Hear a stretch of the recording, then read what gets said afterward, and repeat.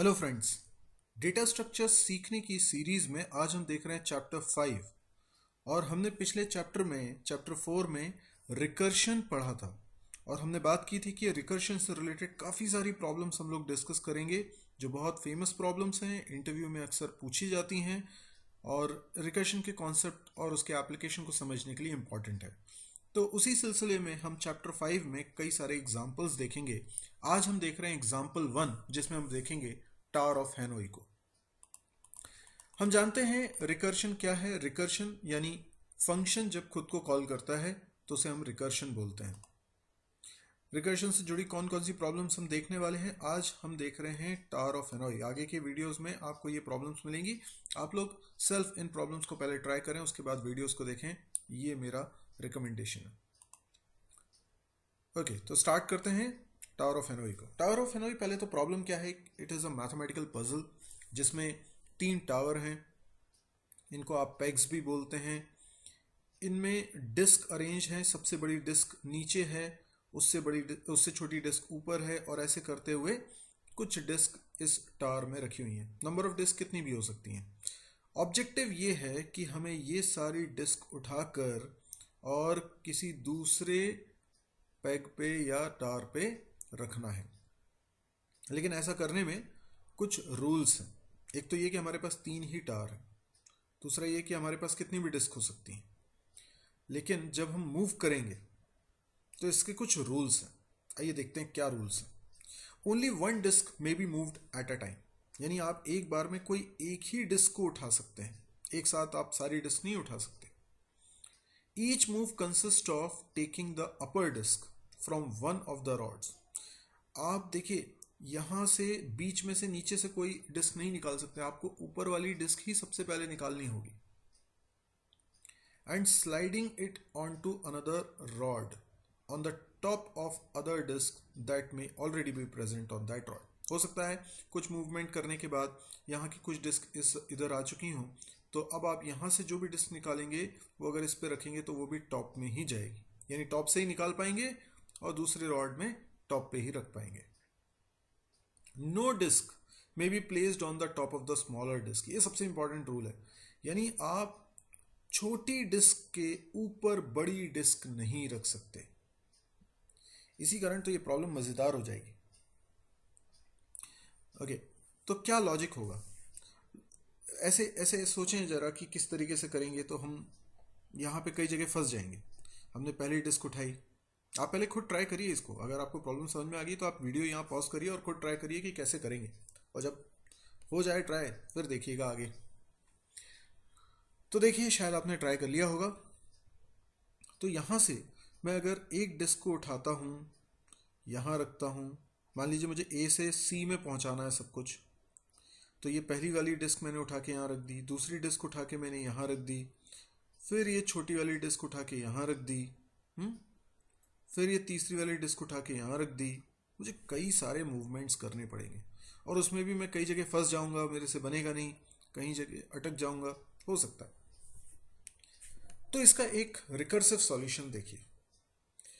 मैं क्या करता हूं, ये जो n डिस्क रखी हुई है इसमें से n-1 ऊपर की, मतलब नीचे वाली एक छोड़ दीजिए, ऊपर की n-1 डिस्क ये उठाता हूं और इसको ऑक्सिलरी यानी सहायक रॉड पे रख देता हूं, क्योंकि मुझे अल्टीमेटली सी में पहुंचाना है। तो अभी मैं बी में रखता हूं। किसको?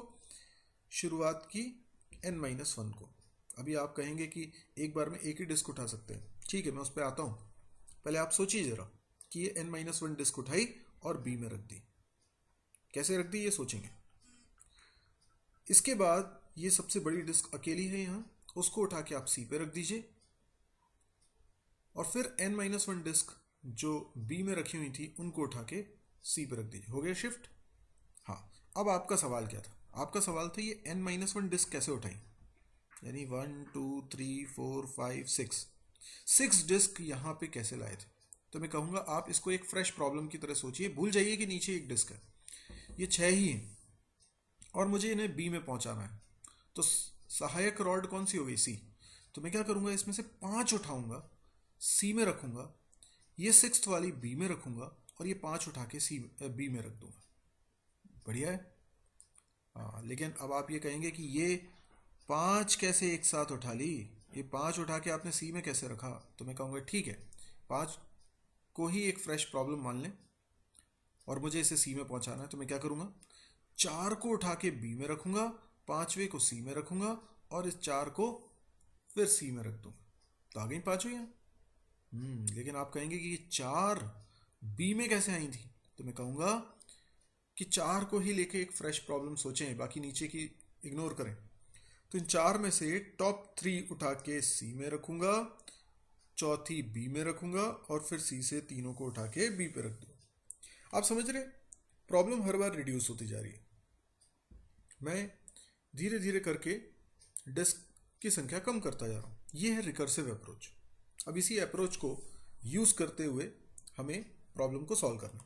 तो एक बार समझे मैंने क्या कहा। मैंने कहा कि जितनी भी डिस्क हैं, n डिस्क है, तो उसमें से शुरुआत की n-1 डिस्क उठाइए और उसे ऑक्सिलरी टावर पे रख दीजिए। देखिए 3 टावर होते हैं, एक जिसमें डिस्क है, एक जिसमें पहुंचानी है जो डेस्टिनेशन, और जो बच गई बीच में वो ऑक्सिलरी है। ऑक्सिलरी मतलब सहायक। तो ऑक्सिलरी टावर में हमने क्या रख दिया, n-1 डिस्क रख दी, और फिर जो nth डिस्क है उसको सोर्स से डेस्टिनेशन पे रख दिया, और फिर जो ऑक्सिलरी में n-1 रखे थे उनको उठा के डेस्टिनेशन पे रख दिया। ये हमारा लॉजिक है। तो आइए देखते हैं इस लॉजिक को इंप्लीमेंट कैसे करेंगे। पर इससे पहले एक interesting fact, tower of Hanoi की शुरुआत कैसे हुई थी। टावर ऑफ हेनोई इन्वेंट किया था एक फ्रेंच मैथमेटिशियन ने, एडवर्ड लुकास ने, 1883 में। काफ़ी पुरानी बात है। इससे पीछे एक बड़ी इंटरेस्टिंग स्टोरी है। कहा यह गया था कि इंडिया में कोई एक मंदिर है जहाँ पर एक पुजारी को ऐसा कहा गया है कि कुछ सोने की डिस्क वहाँ रखी हुई हैं उस मंदिर में। कितनी डिस्क हैं? 64 डिस्क हैं, और वो सारी डिस्क एक टावर में, जैसे अभी टावर हमने देखी थी वैसी टावर में अरेंज्ड हैं। सबसे बड़ी डिस्क नीचे, उससे छोटी उसके ऊपर, ऐसे करके 64 डिस्क है। और ये कहा गया कि तुम्हें ये सारी की सारी डिस्क उठा के तीसरे वाले रॉड में रखनी है, तीसरी वाली टावर में रखनी है। वही टावर ऑफ हेनोई वाली प्रॉब्लम। तो जिस दिन ये पूरा कर लोगे, 64 डिस्क उठा के तीसरे टावर पे रख दोगे, उस दिन ये दुनिया खत्म हो जाएगी। हाँ, लोग बहुत डर गए, कह रहे भाई ये जैसी काम कंप्लीट कर लेगा दुनिया खत्म हो जाएगी। लेकिन जब इसको मैथमेटिकली समझा गया कि मान लीजिए कि आपको आपको 64 डिस्क है ना, 64 डिस्क हैं, तो आपको कितने मूव्स करने पड़ेंगे। मतलब एक डिस्क उठाई, इधर रखी, दूसरी डिस्क उठाई, फिर रखी, तो ऐसे करके कितने मूव्स आपको लगेंगे। तो टोटल नंबर ऑफ मूव्स देखिए मैंने लिख के रखा हुआ है, 2 पावर 64 माइनस 1। इतने मूव्स लगेंगे, बाप रे। अच्छा, मान लीजिए एक डिस्क को उठाकर दूसरी रॉड में रखने में लगने वाला समय 1 सेकेंड है, तो भी आपको कितने साल लग जाएंगे? आपको इतने साल लग जाएंगे। सोच के देखिए, इतना बड़ा नंबर है, यानी इतने साल तक तो कुछ भी नहीं होने वाला, इतने साल तक वो शिफ्टिंग करता ही रहेगा। अमेजिंग ना। ठीक है, चलिए आप देखते हैं इस प्रॉब्लम का सोल्यूशन। ये है इस प्रॉब्लम का सोल्यूशन, प्रोग्राम जो अभी अपने लॉजिक डिस्कस किया था। मैं इसको अभी पूरा डिटेल में एक्सप्लेन करने वाला हूं, तो आप इसको ध्यान से देखिए। तो ये तो एक इसका फंक्शन हमने बना लिया है टावर ऑफ हेनोई को कैलकुलेट करने के लिए। नाम रख लिया है TOH, और इस फंक्शन में बेसिकली हम 4 आर्ग्यूमेंट्स पास कर रहे हैं। एक n मतलब नंबर ऑफ डिस्क कितनी है। जैसे हम अगर एग्जांपल अभी लेके चलें तो 3 डिस्क का एग्जांपल लेके चलते हैं। तो n की कुछ वैल्यू है, लेट्स से 3। फिर हमें 3 वेरिएबल्स हमने लिखे हैं कैर टाइप के, बिगनिंग, ऑक्सिलरी और एंड, जो कि टार को डिनोट करेंगे। तो ABC टार के नाम है, तो वैल्यूज पास होंगी। बिगनिंग क्या है, मतलब सोर्स क्या है जहाँ पे डिस्क रखी हुई है, that is beginning, BEG। Auxiliary मतलब वो वाली टार जो इंटरमीडिएट टार है। एंड मतलब वो टार जो डेस्टिनेशन है जिसपे हमें पहुंचाना है। तो सोचिए कि TOH एक ऐसा फंक्शन है जिसमें हम सिर्फ ये बता दें कि कितनी डिस्क हैं, कौन सा सोर्स टावर है, कौन सा डेस्टिनेशन टावर है और कौन से सहायक टावर है। ये चार चीज़ें हमने इसमें बता दी हैं। अब देखिए इसमें रिकर्शन के थ्रू कैसे सॉल्व हो रहा है। यदि n की वैल्यू 1 या 1 से ग्रेटर है, यानी एक या एक से ज़्यादा डिस्क हैं, तो 3 स्टेप में काम हो जाएगा। पहली स्टेप, फिर से टावर ऑफ हेनोई को कॉल कर लें और इस बार क्या करें, n-1 वैल्यू पास कर दें। मतलब डिस्क अगर n थी तो हम सिर्फ n-1 डिस्क उठाएंगे और उसे, जैसे आप थोड़ा सपोज करें n की वैल्यू 3 है, ठीक है, और ये A है, ये B है और ये C है, ABC।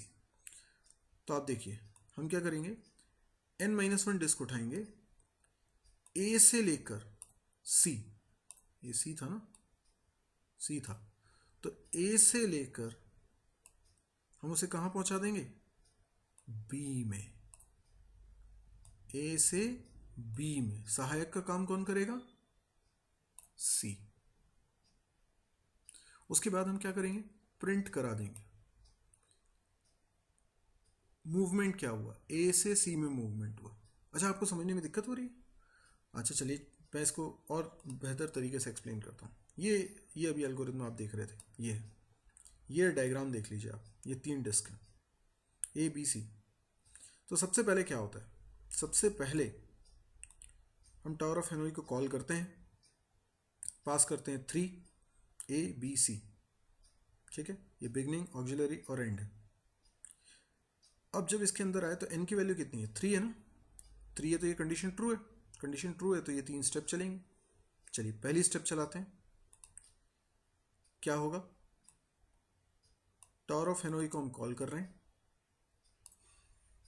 और इसमें 2 पास कर रहे हैं। देखिए n-1 मतलब 2, और फिर उसमें हमने क्या लिखा, A, क्योंकि ये बिगनिंग है ना, BG मतलब A। आप ये समझ लीजिए ये है ABC ना, मतलब बिगनिंग, ऑक्सिलरी और एंड। तो यहाँ तो बिगनिंग मतलब A आ गया, लेकिन यहाँ पे लिखा है एंड और ऑक्सिलरी, तो ये C और ये B, ठीक है। इसके बाद अब ये चलेगी, ये चलेगा तो इसके बाद अगली लाइन में तो हम तब आएंगे ना जब ये चल जाए। पर ये चलने का मतलब क्या है, ये फिर से कोड चलने लगा, रिकर्शन हो रहा है। तो क्या होगा, फिर से हम देखेंगे क्या n की वैल्यू 1 या 1 से ज़्यादा है। यस, n की वैल्यू कितनी है, 2, तो यस ट्रू है ये, तो अंदर आ गए। फिर 3 स्टेप होंगे। पहली स्टेप क्या है, पहली स्टेप ये टावर ऑफ हेनोई को फिर से कॉल किया, n-1 यानी एक और कम कर दिया, तो 2 से और कम करके 1 हो गया। और देखिए बिगनिंग एंड ऑक्सिलरी, तो यहाँ पे क्या हो जाएगा, बिगनिंग तो A है और ये क्या था, ये था ऑक्सिलरी, ऑक्सिलरी कहाँ पहुँचा दिया, लास्ट में, देखो लास्ट में। तो ये हो गया ABC, मतलब मैं A से C में पहुँचाऊँगा। ओके, इसके बाद अब ये वाली जब स्टेप चलेगी तो 1 वैल्यू है, 1 वैल्यू है मतलब ट्रू है ना, ट्रू है, तो इसके लिए कॉल हो जाएगा और n की वैल्यू क्योंकि 1 रहेगी है ना, तो अब उसमें 1 है इसलिए कंडीशन ट्रू है ना। ये n की वैल्यू क्या है, 1 है ना, तो कंडीशन ट्रू है। तो फिर से 3 स्टेप चलेंगी। 3 स्टेप में क्या होगा, सबसे पहले 0 पास होगा, 0 पास होगा, ये A तो A ही रहेगा, B की जगह पर क्या आ जाएगा, C, और यहाँ क्या आ जाएगा, B। बस ये इंटरचेंज हो जाते हैं। हम जानते हैं कि ये तो चलने वाला नहीं है, ये जब चलेगा, ये फंक्शन जब चलेगा तो क्योंकि n की वैल्यू 0 है तो ये कंडीशन हो जाएगी फॉल्स, मतलब इसके चलने से कोई इफेक्ट नहीं आएगा बल्कि कंट्रोल रिटर्न हो जाएगा। तो ये लाइन हमारी चल चुकी है। तो इसके बाद अगली लाइन क्या है, प्रिंट वाली। तो प्रिंट वाली लाइन हम चलाते हैं। क्या कहती है प्रिंट वाली लाइन, प्रिंट वाली लाइन ये कह रही है कि आप प्रिंट करिए बिगनिंग और एंड को। बिगनिंग क्या है, A, और एंड क्या है, एंड है C। किसमें, इसमें देखिए ना, ये बिगनिंग था A और एंड कौन था, सी, तो ए से सी में जाएगा। यानी सबसे पहली स्टेप क्या हुई, ए से सी में जाना, यानी ये चीज ये उठ के कहाँ आ गई, सी में आ गई। ठीक है, फिर अगली स्टेप ये तीसरी लाइन, तो ये तीसरी लाइन भी लिख दी मैंने। अच्छा, पर इसमें क्या चेंजेस होंगे, इसमें चेंजेस ये होंगे, जीरो तो पास करूंगा, ये ए नहीं रहेगा, बल्कि ये क्या हो जाएगा, ऑक्सिलरी वाला। ऑक्सिलरी कौन सा, इसमें देखिए ये बिगनिंग, ऑक्सिलरी और एंड है, तो ऑक्सिलरी यानी बी सबसे पहले, उसके बाद बिगनिंग मतलब ए के बाद सी। ठीक है, तो ये भी वर्कआउट नहीं हो पाएगा। क्यों नहीं हो पाएगा, क्योंकि अगर इसकी वैल्यू जीरो है तो एन की वैल्यू जीरो है, तो ये कंडीशन फॉल्स हो जाएगी, तो ये नहीं चल पाएगा। ठीक है, अब ये लाइन हमारी, ये हमारा फंक्शन पूरा कंप्लीट हो चुका है।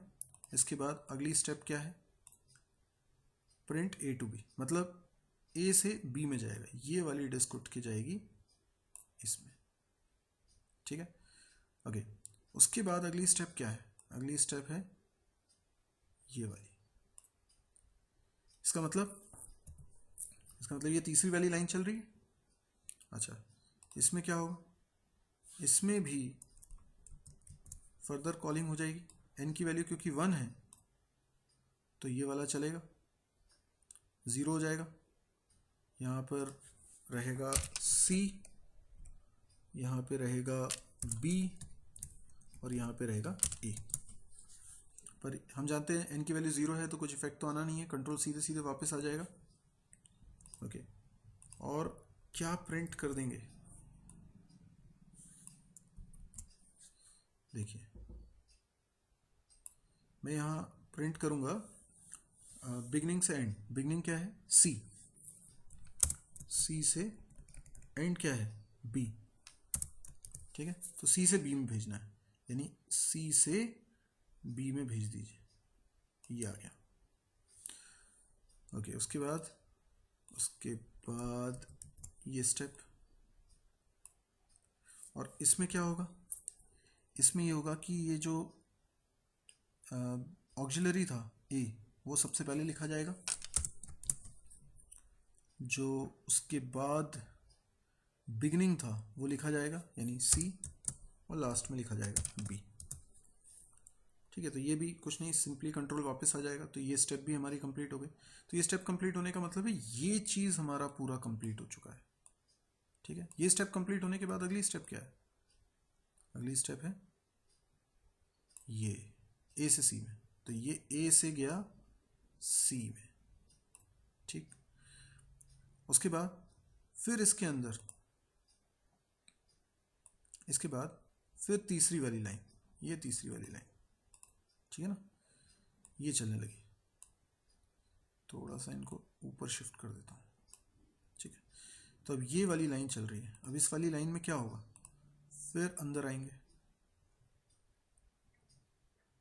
ये आ गए, तो इसमें क्या हो रहा है, 1 है वैल्यू, तो फिर इसके लिए भी चलेगा, एन की वैल्यू 1 है ना,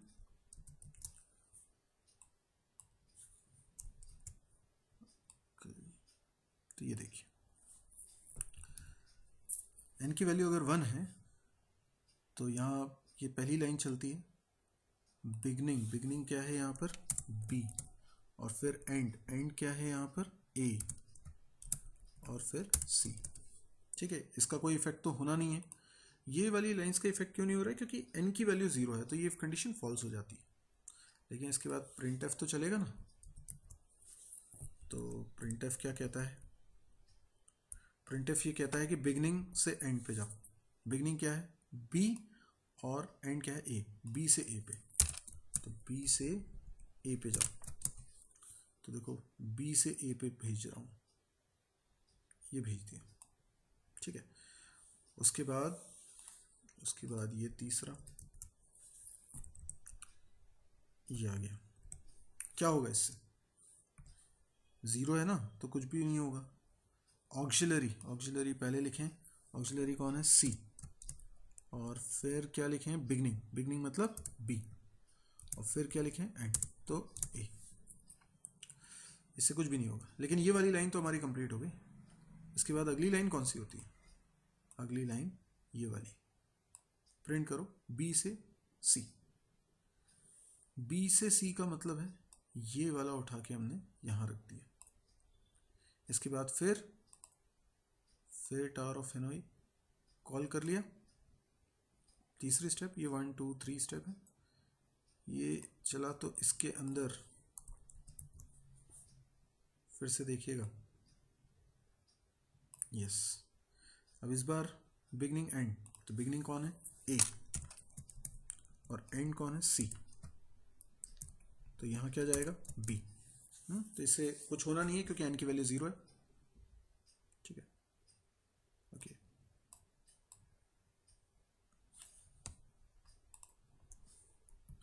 थोड़ा सा शिफ्ट कर रहा हूं मैं ऊपर। तो इसके बाद क्या चलेगा, प्रिंट एफ,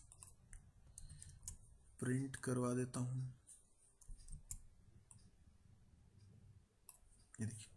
तो प्रिंट क्या होगा, बिगनिंग से एंड, तो बिगनिंग कौन है, ए, एंड कौन है, सी। तो ए से सी में जाने का मतलब क्या हुआ, ये चीज उठ के आ जाएगी सी में। ये हमारा टारगेट वैसे कंप्लीट हो चुका है यहाँ, लेकिन रिमेनिंग स्टेप हम लिख लेते हैं ताकि हमें पूरा समझ में आ जाए। ये चीज देखिए यहां पर, ठीक है। तो क्या हो जाएगी, इसमें पहले आता है ऑक्सिलरी, ऑक्सिलरी मतलब बी, और फिर आता है बिगनिंग, बिगनिंग मतलब ए, और फिर एंड मतलब सी। हम जानते हैं इसके चलने से कुछ भी नहीं होगा क्योंकि एन की वैल्यू 0 है, और इसका काम कंप्लीट हो गया। बस इसका काम कंप्लीट हो गया मतलब इसका काम कंप्लीट हो गया, इसका काम कंप्लीट हो गया मतलब इसका काम कंप्लीट हो गया, इसका काम कंप्लीट हो गया, यानी पूरी एल्गोरिथम फिनिश हो गई। और आप देखिए सोर्स से डेस्टिनेशन पे हमने डिस्क को अरेंज कर दिया। आप इस वीडियो को कई बार देख सकते हैं, बार बार देखकर आप इसके लॉजिक को समझिए, इत्मीनान से खुद ट्रेस करिए। किसी भी प्रोग्राम को समझने का सबसे अच्छा तरीका रहता है उसको ड्राई रन करना, यानी उसकी एक एक लाइन को ट्रेस करना, डायग्राम बनाना, एक एक स्टेप लिखना, तो हमको ज़्यादा अच्छे से समझ में आता है। हो सकता है आपको पहली बार ये प्रॉब्लम कर रहे हैं तो समझने में थोड़ी सी दिक्कत लग रही हो, आप इसको बार बार देखिए, आपको समझ में आएगा, खुद लिख के करिए, समझ में आएगा। कोई डाउट्स हैं फिर भी तो आप मुझे कमेंट्स के जरिए पूछ सकते हैं। यदि आपको वीडियो पसंद आया तो आप इसको लाइक करिए। यदि आपको लगता है कि ये बहुत यूजफुल है और दूसरों के काम आएगा तो आप इसको शेयर करिए, फेसबुक वॉल पे आप अपने पोस्ट करिए। यदि आपको लगता है कि इस तरह के और वीडियोस देखने आप चाहते हैं, और भी कई सारे प्रोग्राम्स इसके आगे अभी आने वाले, तो आप इस चैनल को सब्सक्राइब ज़रूर करिएगा। Thank you.